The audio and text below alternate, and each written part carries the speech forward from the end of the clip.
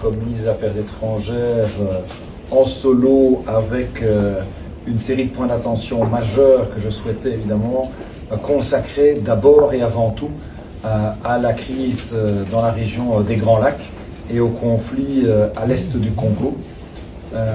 raison pour laquelle j'ai souhaité que cette mission courte de 5 jours, qui en appellera une autre pour pouvoir aussi aller à la rencontre d'autres capitales de la région, puisse passer par la RDC, bien entendu, première concernée, faut-il le rappeler,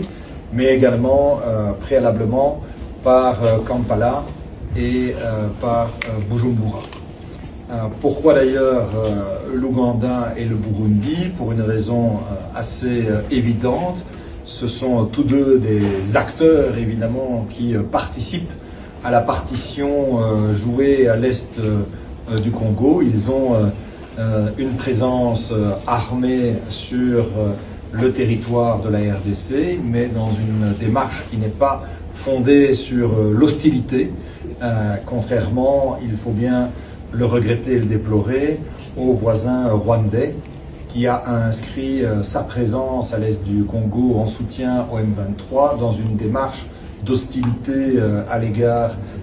de l'intégrité du territoire congolais. La position de la Belgique a été très claire et elle le restera sur ce conflit. Nous ne nous sommes pas réveillés un matin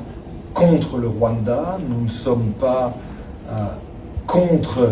quiconque, nous sommes pour les principes élémentaires contenus dans la Charte des Nations Unies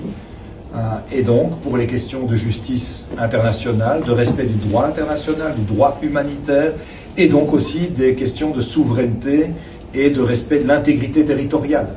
Et c'est cette boussole qui a toujours fondé la politique des affaires étrangères du Royaume de Belgique qui nous a amené à pouvoir être particulièrement vocaux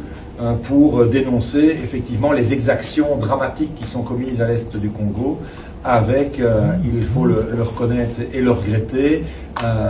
la mobilisation insidieuse d'une série de forces de Kigali. Alors, nous avons souhaité donner écho évidemment à l'indignation partagée bien au-delà de Bruxelles par la communauté internationale. Rappelons que l'attitude rwandaise s'est vue condamnée par les Nations Unies, par l'Union UK, la Grande-Bretagne, excusez-moi, également par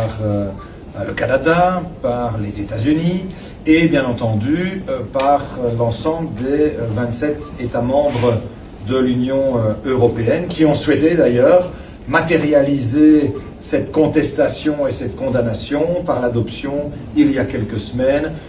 de mesures de sanctions ciblées à l'égard de personnes physiques ou morales du Rwanda. C'est peu de dire que la démarche a été peu appréciée.